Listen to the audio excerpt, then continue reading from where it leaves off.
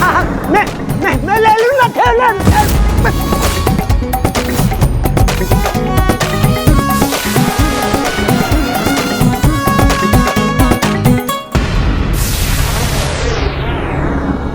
हे प्रभु, क्या ये सभी कुछ भी करने में सक्षम नहीं है?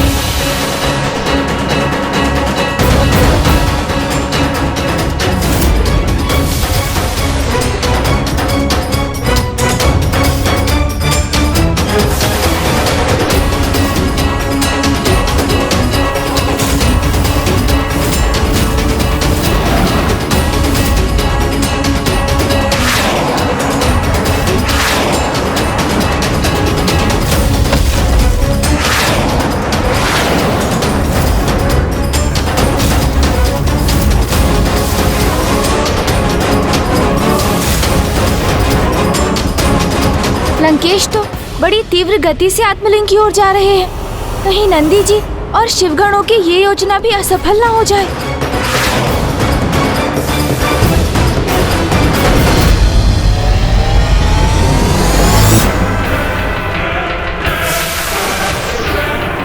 नंदेश्वर जी को आत्मलिंग के निकट कदापि नहीं पहुंचने दूंगा मैं।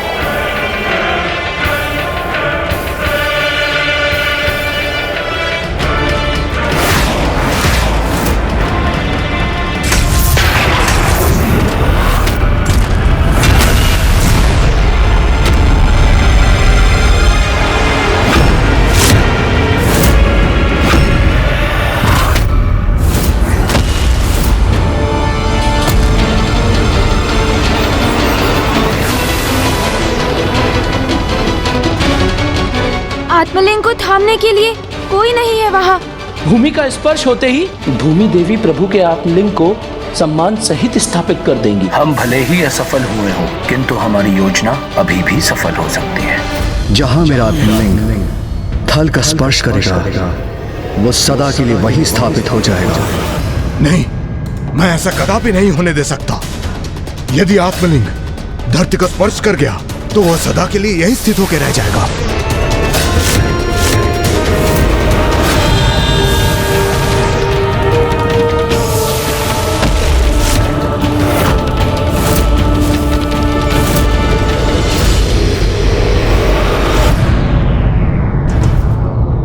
जटाटवीकलज्वल प्रवाह भावितस्थले कलेवलम्ब्य लम्बिताम्बुजङ्ग तुङ्गमालिका डमड्डमड्डमड्डमन्निनादमड्डमर्वयं चकार चण्डताण्डवं तनोतु नः शिवा शिवम्। ॐ नमः शिवाय, ॐ नमः शिवाय, ॐ नमः शिवाय, ॐ नमः शिवाय, ॐ नमः शिवाय, ॐ नमः शिवाय।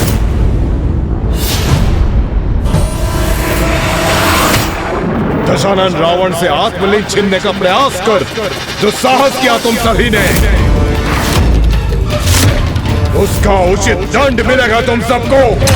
यही संहार करूंगा तुम सबका। शांत हो जाइए लंकेश, मैं आपको पुनः स्मरण करा रहा हूँ। धर्म और पुण्य के कार्य में किसी भी प्रकार की हिंसा नहीं होनी चाहिए। और इसका भी विचार कीजिए कि जिनका आप संहार करना चाहते हैं वो भी उन्हीं प्रभु शिव के भक्त हैं जिनके आप परम भक्त हैं, जिनके आत्मलिंग आपके साथ है। तभी तो अभी तक ये सब जीवित हैं, और जो इन्हें वानर समान उछलने का ही अभ्यास है। जिस वानर का उल्लेख कर तुम मेरा उपहास कर रहे हो लंकेश, उसकी शक्ति का परिचय तो तुम्हें तब होगा जब तुम्हारा विनाश प्रारंभ होगा। देवता आपके चरण ना दिगा सके, इसलिए आपको बहुत अहंकार है ना अपनी इस शक्ति पर। किंतु देवता तो मेरे चरण दिगाने में भी असमर्थ होंगे, और मैं ये अभी प्रमाणित कर सकता हूँ। साहस है तो आप सभी मेरे चरण दिगा के दिखाइए।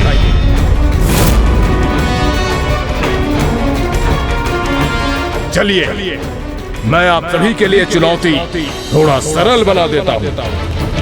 दोनों चरण नहीं, मात्र मेरा बायां चरण दिगा के दिखाइए।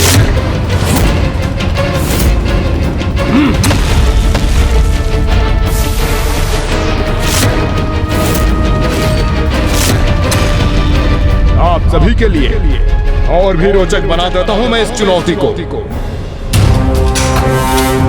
आप में से किसी ने भी अगर मेरे चरण को डिगा दिया तो मैं स्वयं प्रभु के आत्मलिंग को आपको सौंप दूंगा।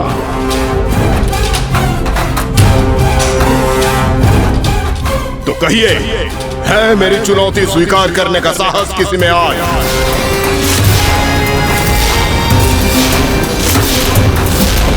आप में से कोई भी मुझसे संघर्ष करने का साहस नहीं जुटा पा रहे हैं ना? तो ऐसा कीजिए, सभी एक साथ बढ़कर प्रयास कीजिए।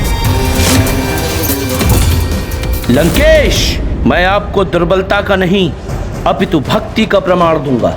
मैं भी तो देखूं मेरे भक्ति के बल के समक्ष कितनी देर टिक सकते हैं लंकेश।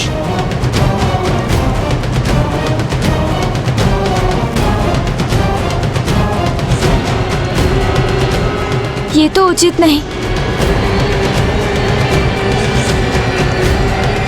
नंदी जी तो स्वयं महादेव के अवतार है।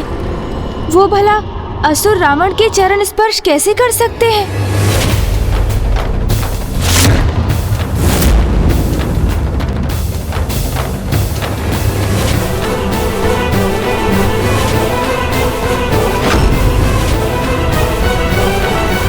नंदेश्वर जी,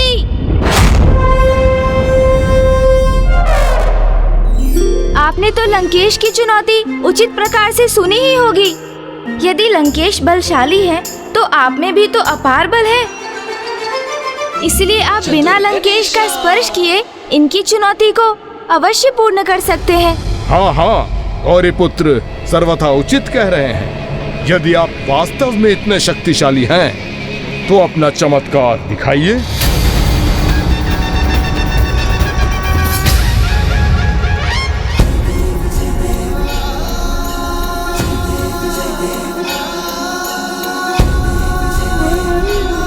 उचित है, मैं आपको अपनी शक्ति के चमत्कार अवश्य दिखाऊंगा लंकेश। चमत्कार?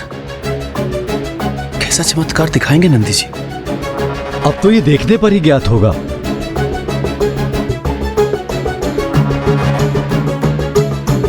श्रृंगी जी, लंकेश रावण को उनके स्थान से डिगाने के लिए हमारा संपूर्ण तप नहीं अपितु उसका एक अंश मात्र ही पर्याप्त है।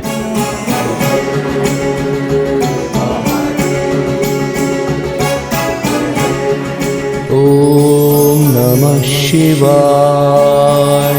ओम नमः शिवाय, ओम नमः शिवाय।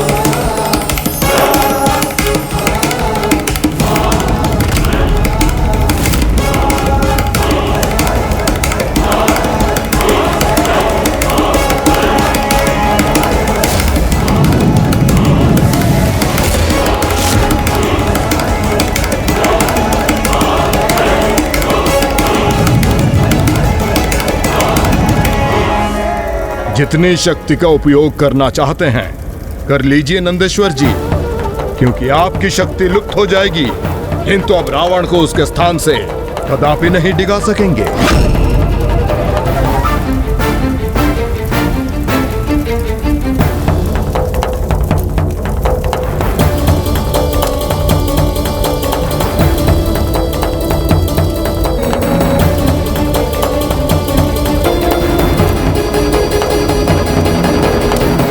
जैसे जैसे अग्नि से उत्पन्न उष्णता में वृद्धि होगी, वैसे ही रावण को विवश होकर स्वयं अपने स्थान से हिलना होगा।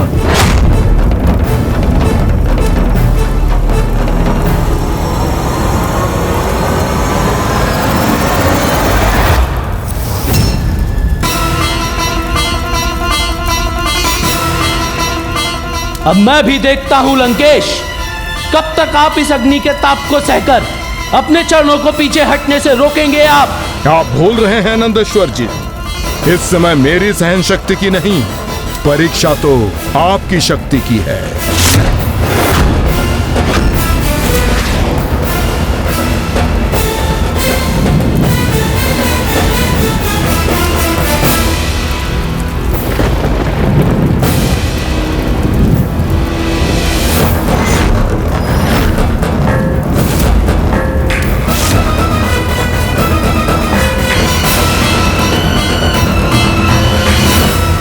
कदाचित लंकेश का पीछे हटना ही उनके लिए उचित होगा। आप सभी को ऐसा लगता है कि मैं इस अग्नि के ताप के भय से प्रभु के आत्मलिंग को छोड़ दूंगा अथवा अपने चरण उठाकर पीछे हट जाऊंगा, तो भूल कर रहे हैं आप सभी। क्योंकि दशानन रावण को भस्म होना स्वीकार है, किंतु पीछे हटना नहीं।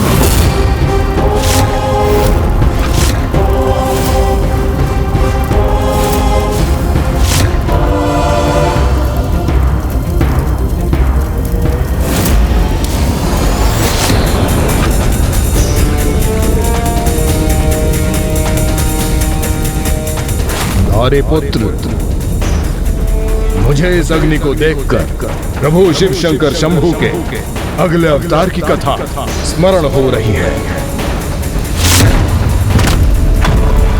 जिनका जन्म अग्नि के हठ को नियंत्रित करने के लिए हुआ था, जिनका नाम था गृहपति अवतार। त्र्यंबकं सदाशिवं नमामि हे उमापति, जय नीलकंठ जय अनंत नमोस्तुते नमोस्तुते। हो भोलेनाथ भक्तों के हो कष्ट से निवारते, ये सृष्टि सारी संकटों से शिव ही है उबारते। ओम नमः शिवाय, ओम नमः शिवाय, ओम नमः शिवाय।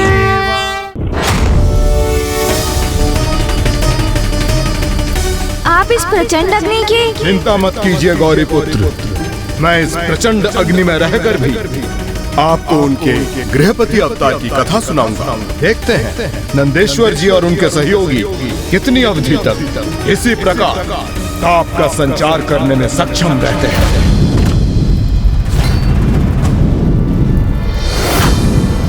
प्रभु शिव शंकर शंभू ने अपने गृहपति अवतार से ये प्रमाणित किया कि यदि भक्तिपूर्ण निष्ठा से की जाए तो सब कुछ प्राप्त किया जा सकता है गौरी पुत्र। अर्थात यदि व्यक्ति उचित प्रयास करे, वो अपने लक्ष्य तक पहुंचने में सफल हो सकता है। बहुत समय पूर्व की बात है, नर्मदा नदी के तट पर एक ब्राह्मण विश्वनर अपनी पत्नी सुचिष्मति के साथ वास करते थे। ओम नमः शिवाय, ओम नमः शिवाय, ओम नमः शिवाय, ओम नमः शिवाय।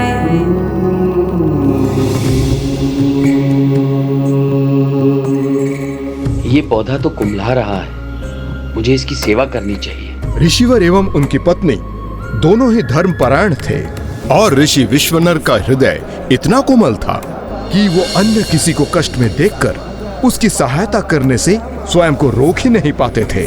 यहाँ तक कि एक कुम्हलाता हुआ पौधा भी उन्हें द्रवित कर देता था और वो उसे अपने आंगन में रोपकर पूर्ण तन्मयता से उसकी सेवा करते थे।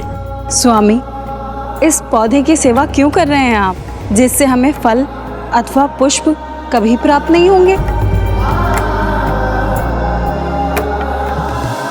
देवी, मेरा विश्वास है कि संपूर्ण मनुष्यों के समान इन पौधों को भी जीवित रहने का अधिकार है।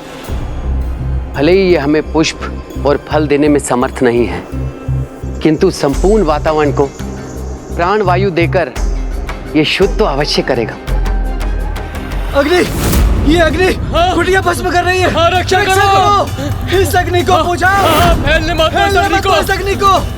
वो समय ऐसा था जब पृथ्वी पर अग्नि का बार बार प्रकोप होता था, किंतु ऋषि विश्वनर को जैसे किसी का भय ही नहीं था।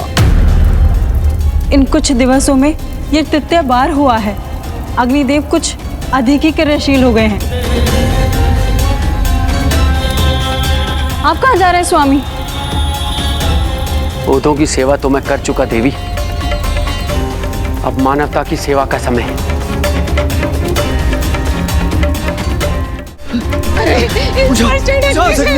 रक्षा कीजिए मेरे पुत्र की, रक्षा करो। शांत हो जाइए माता, हम इस जल से अग्नि को बुझाने का प्रयास कर रहे हैं। और जलाओ, और जलाओ। इस अग्नि के निकट भी जाना कठिन हो रहा है। अग्नि, अग्नि ये कुटिया भस्म कर रही है। रक्षा करो, इस अग्नि को बुझाओ और जलाओ।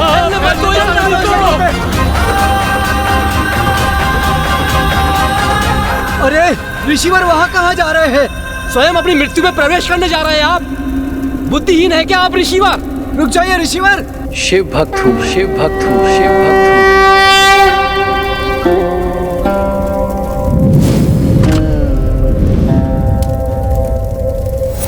फिर क्या हुआ लंकेश, बताइए ना। ऋषिवर को कोई क्षति तो नहीं पहुंची ना? कुछ ऐसे भी विलक्षण शिव भक्त होते हैं गौरी पुत्र, जिन्हें अग्नि भी भयभीत नहीं कर सकती। जैसे मैं इस अग्नि के मध्य स्थित हूँ, उसी प्रकार ऋषि विश्वनर उस झुलसती कुटिया के भीतर प्रवेश कर गए, वो भी पूर्ण साहस के साथ। और फिर उन्होंने उस बालक को ढूंढना आरंभ किया। ओम नमो शिवाय। कहाँ है ये बालक? कोई तो अग्नि के इस प्रकोप से हमारे घर की रक्षा करो। मुझे इन ग्रामवासियों को इस अग्नि के प्रकोप से मुक्त कराना होगा।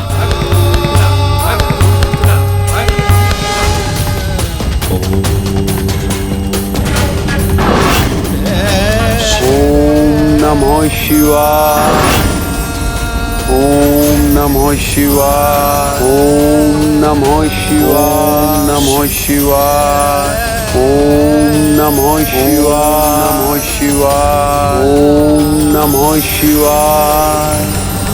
ये ऊर्जा तरंगे अवश्य हमारी रक्षा का कारण बनेंगी। अब कदाचित ये अग्नि शीघ्र शांत होगी।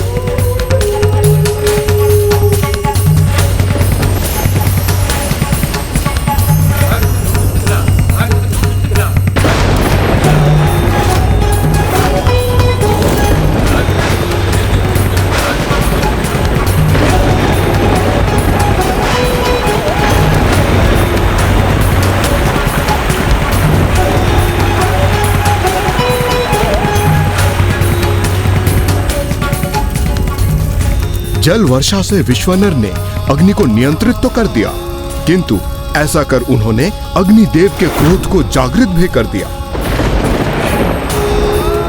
कौन है ये, जिसे अग्नि के प्रचंड ताप का तनिक भी भय नहीं? इसका इतना दुस्साहस जो ये मुझ अग्निदेव के कार्य में बाधा उत्पन्न कर सके। अब इसे मेरे दंड का भागी बनना ही होगा।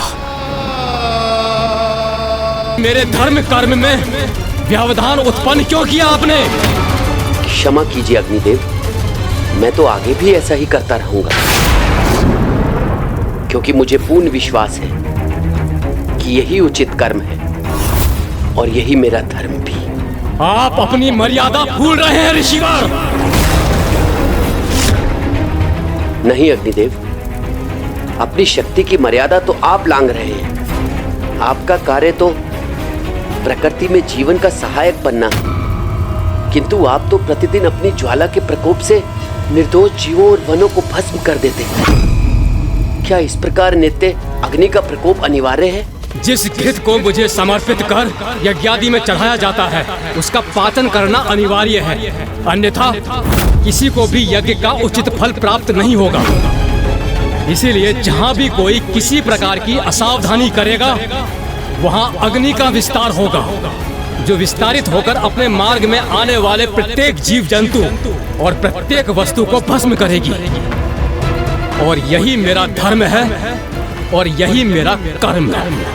किंतु हे अग्निदेव, इन निर्दोष जीवों को क्यों भस्म होने पर विवश होना पड़ता है? ये तो सर्वथा अनुचित है। इसलिए मेरे समक्ष यदि आपकी अग्नि किसी निर्दोष जीव को यातना देगी तो मैं अपने तपोबल के प्रभाव से उसे रोककर उस निर्दोष जीव की रक्षा करूंगा। प्रतीत होता है ऋषिवर कि आप स्वयं को देवताओं से भी उच्च श्रेणी का मान बैठे हैं। हमारे कार्य में हस्तक्षेप करने का आपको अवश्य दंड प्राप्त होगा। किंतु अग्निदेव, आपको श्राप देता हूं कि जिस अग्नि को आप बार बार रोक रहे हैं वही अग्नि आपकी संतान की आयु के 13वें वर्ष के आरंभ में उसकी मृत्यु का कारण बनेगी। और तब मंत्र शक्ति से भी आप अपनी संतान की रक्षा नहीं कर सकेंगे।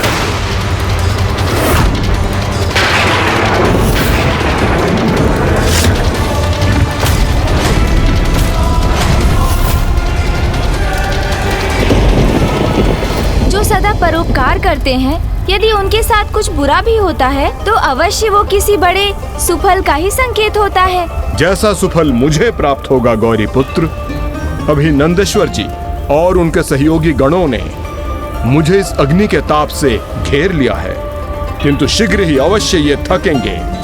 तब मैं प्रभु के आत्मलिंग को लंका ले जाकर स्थापित करूंगा, जिससे मेरी लंका शिवधाम बन जाएगी। और उसके लिए मुझे जितना भी ताप और कष्ट सहना पड़े मैं सहूंगा।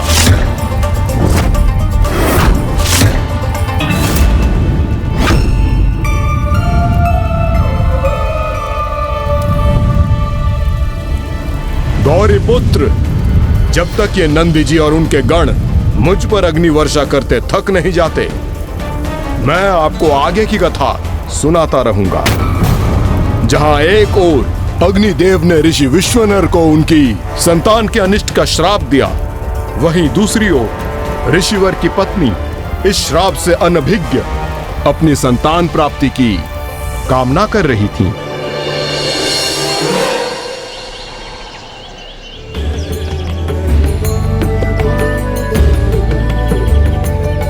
स्वामी, मैं अब मातृत्व का सुख भोगने की इच्छुक हूँ।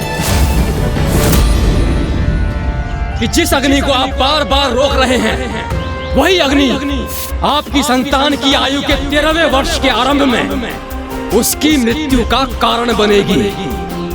मुझे तो अग्निदेव का शाप है, इसलिए मैंने संतान प्राप्ति का कोई प्रयास ही नहीं किया। किंतु देवी सुचिष्मति को शाप के विषय में ज्ञात नहीं होना चाहिए। स्वामी, जब भी मैं अपनी ये इच्छा व्यक्त करती हूँ आप मुंह क्यों फेर लेते हैं?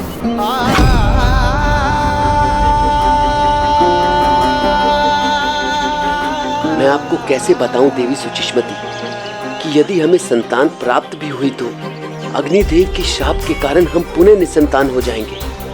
आज आप संतान रहित रहने का दुख नहीं सह पा रही हैं, तो कल जब संतान होने के उपरांत उसे खोने पर विवश होंगी तो वो दुख कैसे सहेंगी आप? कब तक हम इन पौधों का लालन पालन करते रहेंगे? मैं चाहती हूँ स्वामी कि हमारी भी एक संतान हो, जिसे मैं अपनी गोद में लेकर उसके साथ क्रीड़ा कर सकूं, जिसकी किलकारियों से हमारा गृह और आंगन गूंज उठे। मुझे बताइए स्वामी, हम संतान का सुख कैसे प्राप्त कर सकते हैं? यदि इसके लिए हमें कोई तपस्या करने की आवश्यकता है तो मैं उसके लिए भी प्रस्तुत हूँ। आप उचित कहती हैं देवी। अब तो मात्र तब से ही हमें ऐसी संतान प्राप्ति हो सकेगी जिसका कोई अनिष्ट नहीं कर सकेगा, अग्निदेव भी नहीं।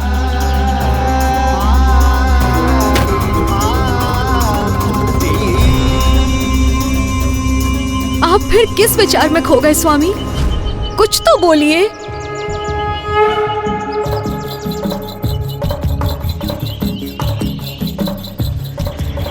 आपकी इच्छा अवश्य पूर्ण होगी देवी।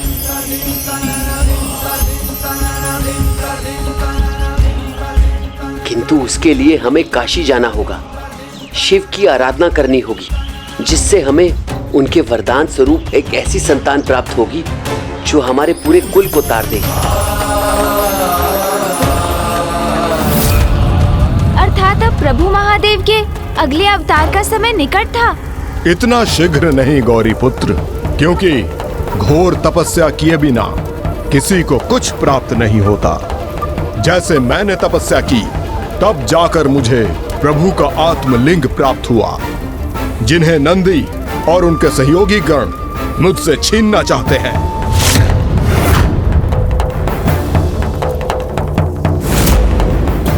किंतु मैं लंकेश रावण आत्मलिंग को लंका अवश्य लेकर जाऊंगा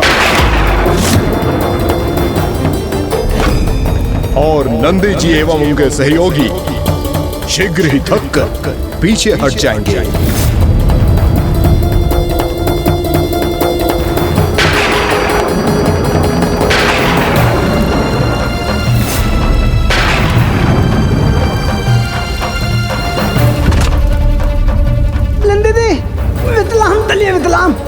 वितलाम तलिए लेंदे दे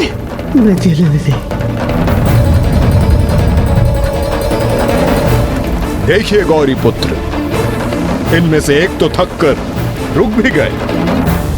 अधिक प्रसन्न होने की आवश्यकता नहीं है लंकेश, क्योंकि मैं अनंत काल तक ऐसे ही स्थित रहूंगा, कदापि नहीं थकूंगा मैं। तो मैं भी अनंत काल तक इसी प्रकार अडिग रहूंगा। ये कैसी विचित्र स्थिति है।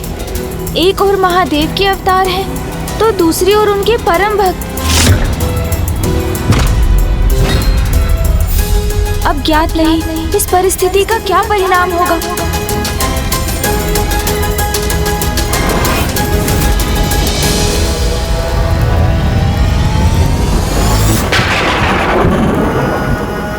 अब जब तक ये दूसरे गण अपने संपूर्ण तपोबल को खोकर निर्बल ना हो जाए, आप आगे की कथा सुनिए गौरी पुत्र। संतान प्राप्ति की अभिलाषा लिए जैसे ही ऋषिवर सपत्नीक आत्मवीरेश्वर सिद्धपीठ पहुंचे, वैसे ही उन दोनों ने फलाहार और जल का पान करते हुए वहां निरंतर प्रभु शिव शंकर शंभु के वीरेश्वर लिंग की पूजा आरंभ कर दी।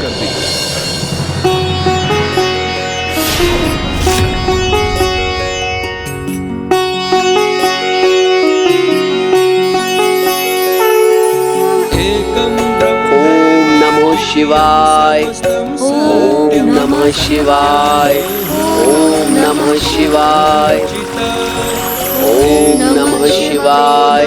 द्वितीयाय स्थे तस्मादेकं त्वां प्रपद्ये सदाहम्।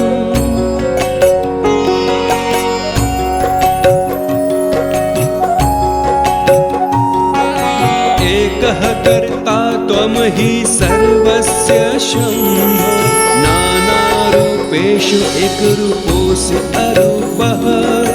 यद्वत् प्रत्यप्सु अर्कः एकोऽपि अनेकः, तस्मात् नान्यं त्वां वीने। और अगले 12 माह के लिए दोनों प्रभु शिव शंकर शंभु की पूजा में लीन रहे। 12वें माह के अंतिम दिवस पर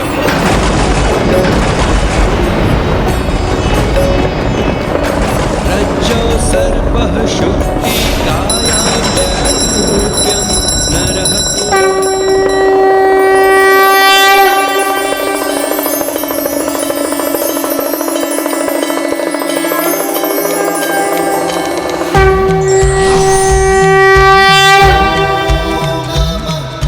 प्रभु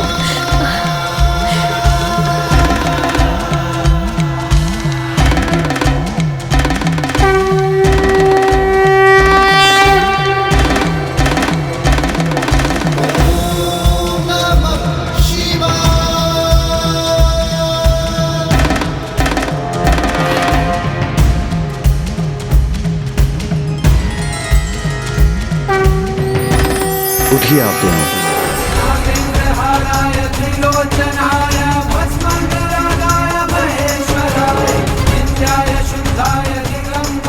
आपकी पूजा पूर्ण हुई।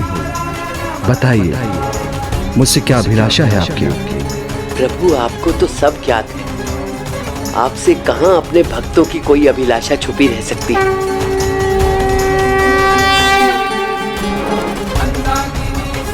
मैं आपको आशीर्वाद देता हूँ। मैं स्वयं अवतार लेकर आपके पुत्र के रूप में जन्म लूंगा।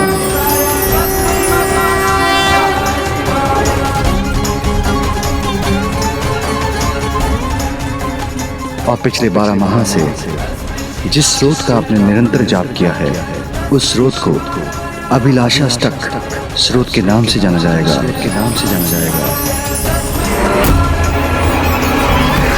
अभिलाषाष्टक तो वही स्रोत है ना लंकेश, जिसका 12 माह के लिए प्रतिदिन 108 बार जाप करने से प्रभु कृपा के रूप में उनके भक्त की समस्त अभिलाषाएं पूर्ण होती है।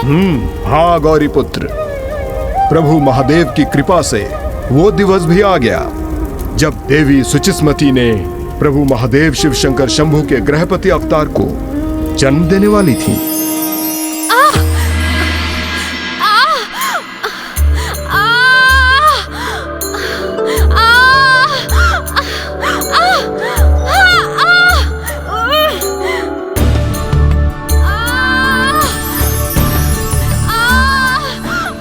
सर्वत्र ऐसे शुभ संकेत दिखाई दे रहे हैं मुझे, जैसे संपूर्ण ब्रह्मांड आनंद तरंगों से पुलकित हो गया है।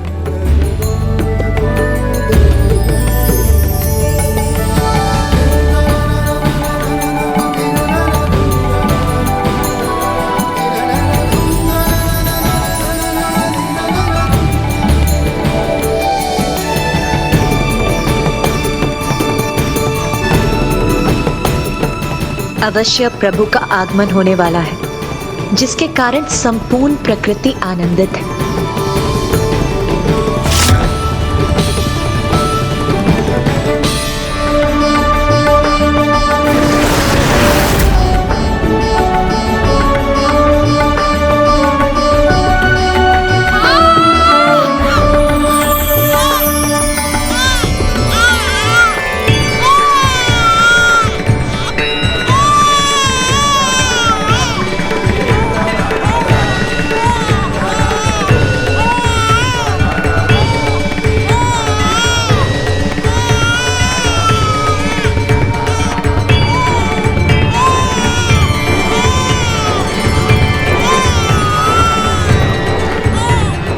ऋषिवर, पुत्र हुआ है।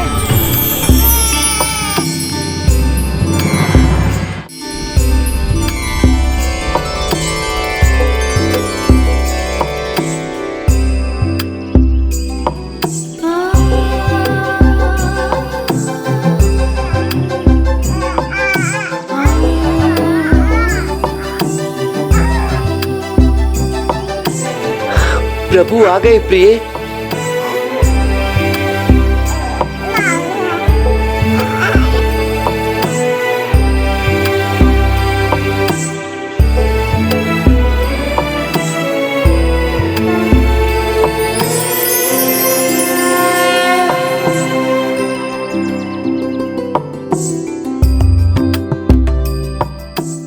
इसमें तो मुझे मेरे प्रभु महादेव ही दिखाई दे रहे हैं।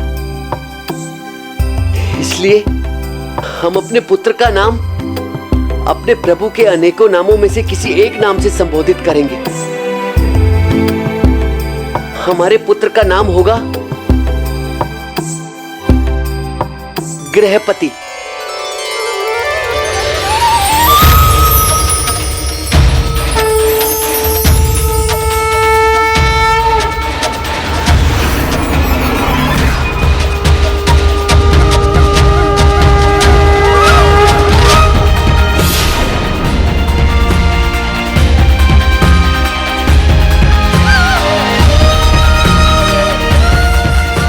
स्वयं प्रभु ने अवतार लिया था। प्रकृति आनंदित थी। ऋषि विश्वानर एवं सुचिस्मती की प्रसन्नता की तो कोई सीमा ही नहीं थी।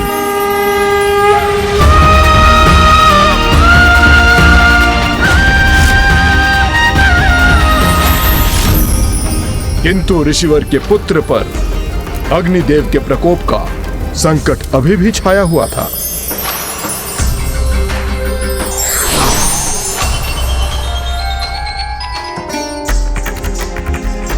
आज आप जितने प्रसन्न हैं ऋषिवर, दुर्भाग्यवश कल आपको उससे कहीं अधिक दुखी होना पड़ेगा।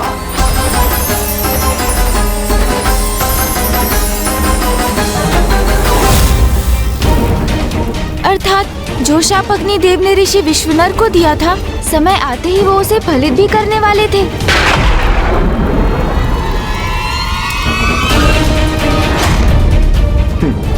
अब तो श्रृंगी जी की शक्ति भी शिथिल पड़ती जा रही है।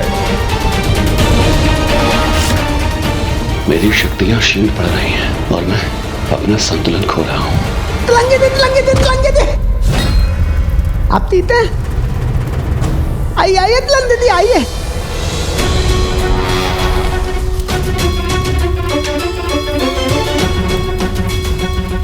अब तो एकमात्र आप ही शेष बचे हैं नंदी जी। देखते हैं कि आप कब तक इसी प्रकार स्थिर रहकर मुझ पर अपनी शक्ति का प्रभाव बनाए रखने में सफल रहते हैं। कुछ भी हो जाए लंकेश, मैं कदापि नहीं थकूंगा। ओम नमः शिवाय। ओम नमः शिवाय। ओम नमः शिवाय। थकेंगे आप, अवश्य थकेंगे आप नंदी जी, किंतु लंकेश रावण को उसके स्थान से तनिक भी नहीं डिगा सकेंगे आप। ये तो आपका सौभाग्य है लंकेश कि आपके हाथों में प्रभु के आत्मलिंग हैं। अन्यथा मैंने अपनी तपोशक्ति से आपको कब का भस्म कर दिया होता। आत्मलिंग मेरे पास है, ये तो आपका भी सौभाग्य है नंदी जी। अन्यथा मैं इस विचित्र वन को एक भीषण और भयानक युद्ध स्थल में परिवर्तित कर देता।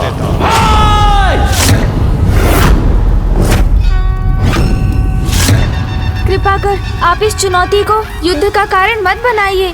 और लंकेश, यदि आप अपने स्थान से अस्थिर होने के लिए तैयार नहीं हैं, तो मुझे प्रभु गृहपति की पूर्ण कथा सुनाने की कृपा ही कीजिए। फिर आगे क्या हुआ? वो ऋषि पुत्र शिशु स्वयं प्रभु के अवतार हैं। ये ज्ञात होने पर भी क्या अग्निदेव ने अपने शाप को निष्प्रभाव नहीं किया? शाप नन्हे जीव को दिया गया हो या परमात्मा को, वो तो फलित होकर ही रहता है। जहां अग्निदेव ऋषिवर के पुत्र गृहपति के प्रभु अवतार से अवगत नहीं थे, वहीं प्रभु गृहपति के आयु और आकार में वृद्धि होने लगी थी और ऋषि विश्वनर ये मान के निश्चिंत थे प्रभु के अवतार को अग्निदेव कोई हानि नहीं पहुंचा सकते। इसलिए वो तो उनके श्राप को जैसे भूल ही गए थे।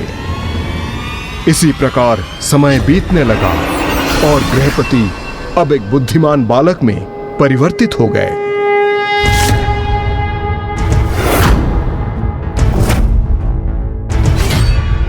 त्रयंबकं सदाशिवं नमामि हे उमापति जय नीलकंठ जय अनंत नमोस्तुते नमोस्तुते।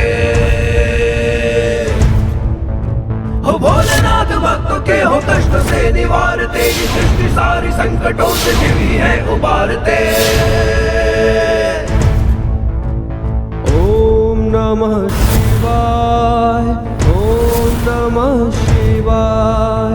ओम नमः शिवाय। ओम नमः शिवाय। ओम नमः शिवाय। ओम नमः।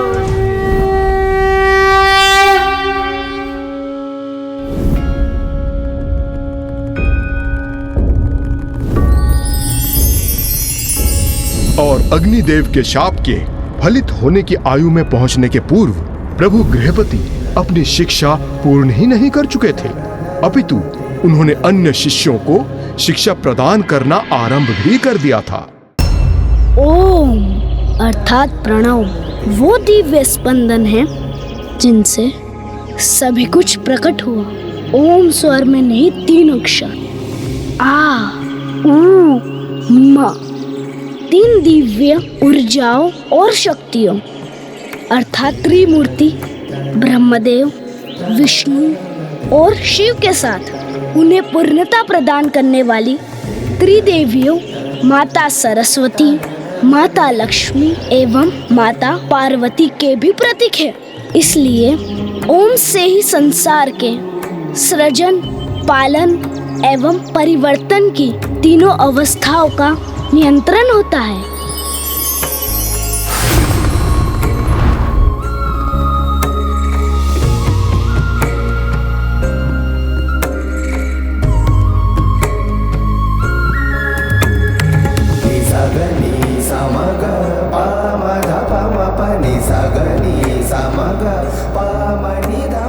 जिस आयु में बालक अपनी शिक्षा आरंभ करते हैं, उस आयु में बालक गृहपति अन्य बालकों को शिक्षा प्रदान कर रहे हैं।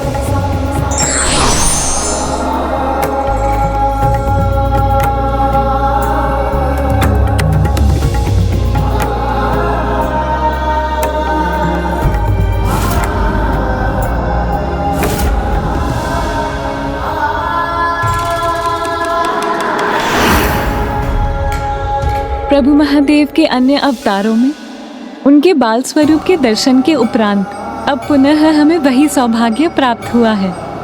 प्रभु गृहपति के बाल स्वरूप को देखकर मेरा मन तो यही करता है कि इनकी दिव्यता को निहारती ही रहूं। क्या हुआ प्रभु, आप अचानक से इतने चिंतित क्यों हो गए?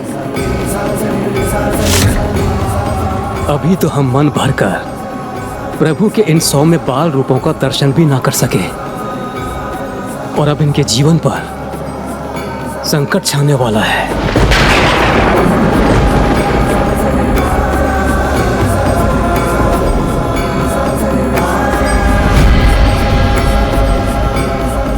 ओम तीनों का अर्थात भूत, वर्तमान और भविष्य और तीनों लोकों के साथ तीनों गुणों सत्व, रजस और तमस के भी प्रतीक हैं।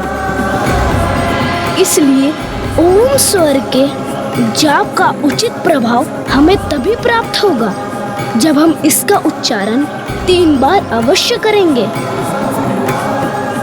और इस जाप से स्वयं को दैविक, भौतिक और आत्मिक पीड़ाओं से मुक्त करवाकर स्वयं में सत्व और आंतरिक समरसता का संचार करने में सफल होंगे। अद्भुत।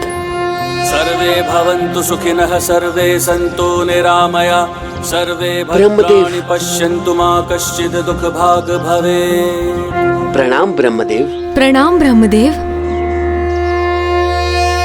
ॐ त्र्यम्बकं यजामहे सुगन्धिं पुष्टिवर्धनम् उर्वारुकमिव बन्धनामृत्यैर्मुक्षीयमामृता।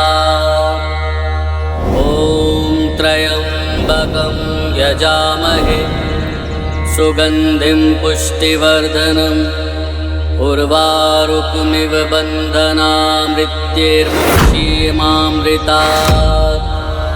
ॐ त्र्यम्बकं यजामहे प्रभु सुगंधिं ऐसे महान पुत्र को पाकर हम धन्य हो गए।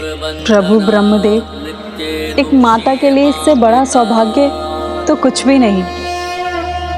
किंतु अब जो होने वाला है उससे बड़ा दुर्भाग्य और कुछ नहीं।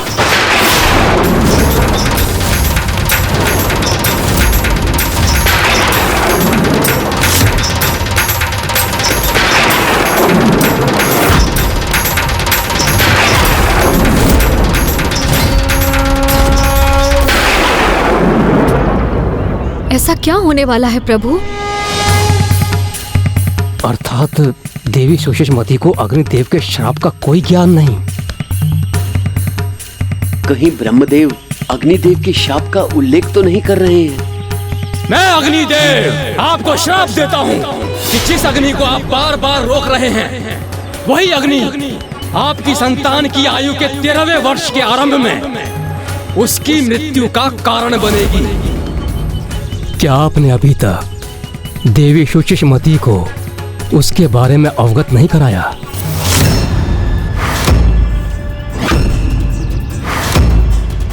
इन्होंने मुझे किससे अवगत नहीं कराया प्रभु?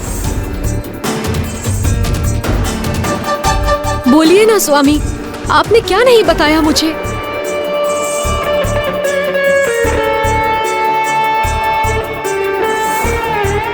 मुझे क्षमा करे प्रभु, मैं ये सच अभी भी बताने में असमर्थ हूँ।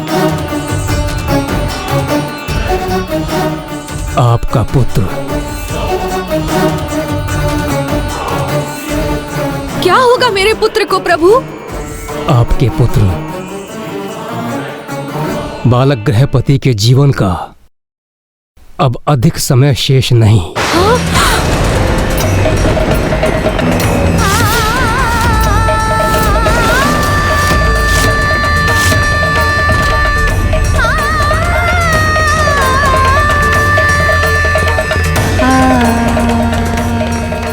नहीं, ऐसा नहीं हो सकता।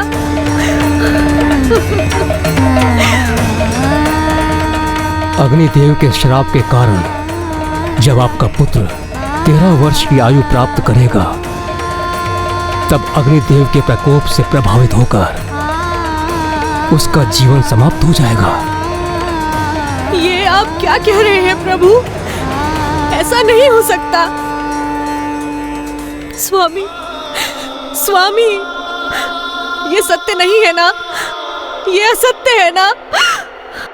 कुछ तो बोलिए स्वामी। ये सत्य स्वीकार करने में मुझे भी अपार कष्ट हो रहा है देवी सुचिष्मति। मुझे पूर्ण विश्वास था कि हमारा पुत्र स्वयं महादेव का अवतार है, इसीलिए उस पे इस शाप का कोई प्रभाव नहीं होगा। प्रभु, आपको तो ज्ञात होना चाहिए ऋषिवर, वरदान हो अथवा श्राप, सामान्य जन हो अथवा स्वयं परमात्मा, उसका प्रभाव तो सभी पर पड़ता है। तो प्रभु, मैं अपने पुत्र को अल्पायु में मृत्यु के मुंह में जाता हुआ नहीं देख सकता। कोई तो उपाय होगा, कोई तो उपाय होगा जिससे हम अपने पुत्र को सुरक्षित रख सके। हम पे कृपा कीजिए प्रभु, कृपा कीजिए। हमारे पुत्र की रक्षा का कोई तो उपाय सुझाइए प्रभु, कोई तो उपाय सुझाइए। उपाय? कैसा उपाय?